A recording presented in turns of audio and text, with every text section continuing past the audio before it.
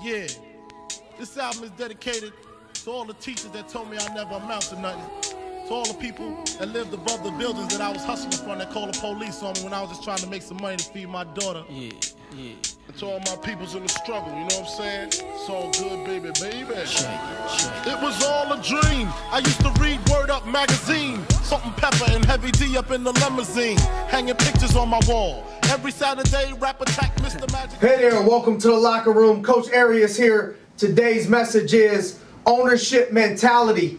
I think it's vital, whether you are a business owner or you are an employee or 1099, whatever your business situation is, I think it's important to have an ownership mentality. There's too many 759ers and 459ers out there. So 7:59 a.m., they come running through the door when they start at 8 o'clock, but the first ones to leave. 4:59, we're supposed to leave at 5, but right on the nose, we're out the door. I think it takes an ownership mentality, regardless of your circumstance, to be great. So to have an ownership mentality, I think we need to get out of our mind sometimes the hours.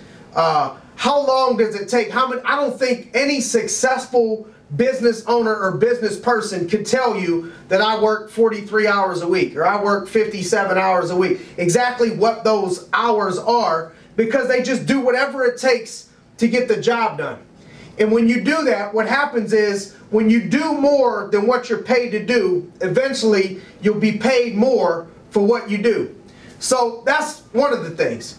Next thing is, I think that part of having an ownership mentality is having passion and care for the grounds of where you're at. Are we picking up trash? Are we taking ownership like you own this place in the business? Are you really acting as if you're the owner with your passion and compassion in your heart to this place and your love that you bring to this place? And who is your customer?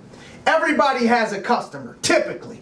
Somebody, even in leadership. In leadership, I like to tell some of the leaders that your customer is the people that you provide leadership to sometimes. So the way that you would treat a great customer, if you're out selling a certain product and customer service, how do you give customer service to the people that you provide leadership to?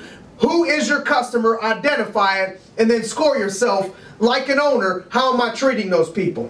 And then one of the last tips that I'll give is bringing your why as a business owner with an ownership mentality in your calling to whatever it is that you're doing in business. You have to know what your why is. You have to keep your motivation in the back of your head as to why you're doing this deal as a business owner, because there's going to be early mornings, there's going to be late nights, there's going to be some weekends, there's going to be some disasters, there's going to be some sacrifice, downtimes, uptimes, and the only thing that keeps you motivated and pushing is your why.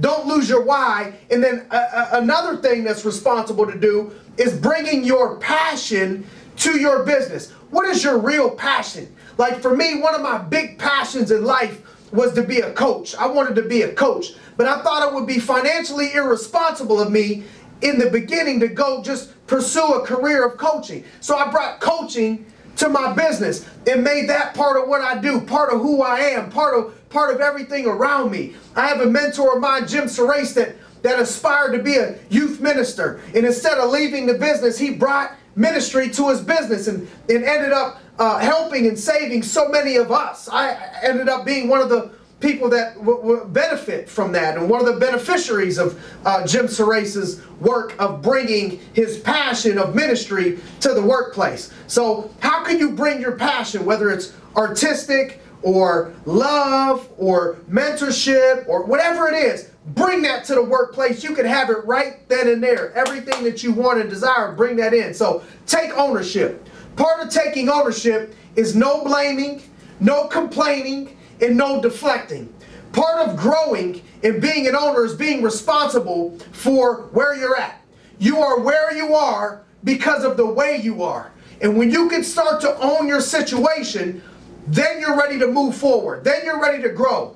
Too many people give power away. They give away the ownership. They blame. They complain. It's not their fault. They deflect everything as to why they are where they are. Giving away the power and control, therefore they're never able to move forward. As soon as you grasp The fact that you are where you are because of the way you are and that you own where you're at and where you want to go, now you're properly digesting an ownership mentality, ready to move forward. So just to recap, 1, don't pay attention to the hours. Do whatever it takes to get the job done with an ownership mentality. 2, care for the business like an owner. Pretend you own the place. Maybe eventually you will, or you'll be paid like you will because you're doing so much to act as if already it'll come back around. And then the last thing, just to recap, is don't forget your why. Bring your why where you're at.